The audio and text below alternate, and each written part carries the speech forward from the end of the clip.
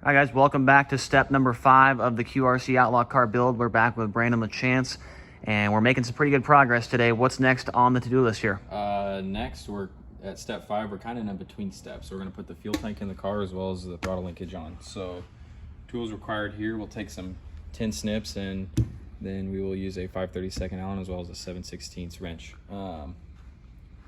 So then we got the fuel tank, like I said, and then you'll get 3 1/4-inch conicals out of our kit, and as well as the throttle linkage. So as we said earlier, when mounting the floor pan, you gotta trim the edge. So when getting the fuel tank, we will have to trim an edge off of there just for easy placement, which we could do with the tin snips.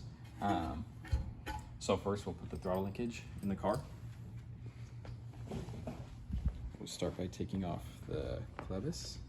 And if you're looking at this throttle linkage and you might have a car that's not an open car, they're going to be a little bit different for a box stock or maybe an intermediate car if you've got an older looking QRC chassis. So this is the open throttle linkage. Here are 2 throttle mounts on the frame. So we'll take the bolt and the pull and pull it through right there.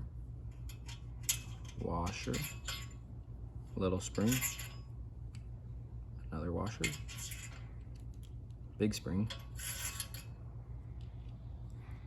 And this is one of the most confusing. This is one of the most confusing things that I put together around here. Is I can never remember the exact order and preference. So now we could just hand tight this as we wait for a motor and a throttle cable to go on. But that is placement of all those parts right there. Cool. And we will grab the fuel tank, place it in the car. As you see where we had to notch it for clearance there in the back from the Spitfire. And this fuel tank here is for a non-fuel injected car, kind of like a CR500. I mean, we have a couple different fuel tanks here at QRC, right, Brandon? Correct.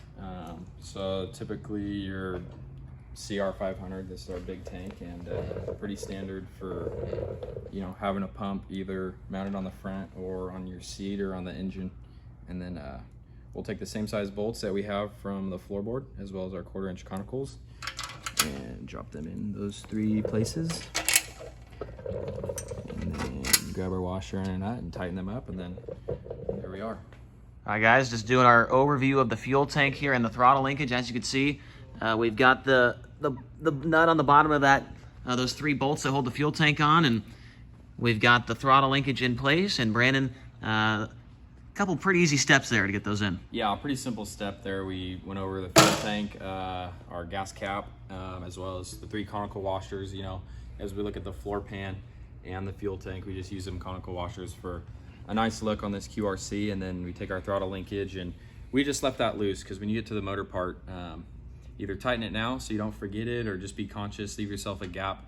That way you know that that's loose, and that area will be assessed later when we get a motor on. But for now, that's cleaning up this car and getting it closer to it being done. And will you clarify what this little tube is right here? If somebody is new to this, what exactly that is? Yeah, for sure. Definitely leave this here, and this will stay connected from this fitting to this fitting. This is just a sight tube for your fuel tank. That way you know your fuel levels. So this will be your out and your in for your fuel tank, but this will always stay the same. So that's what we see on the left side of the tank. All right, guys, we'll see you in the next one.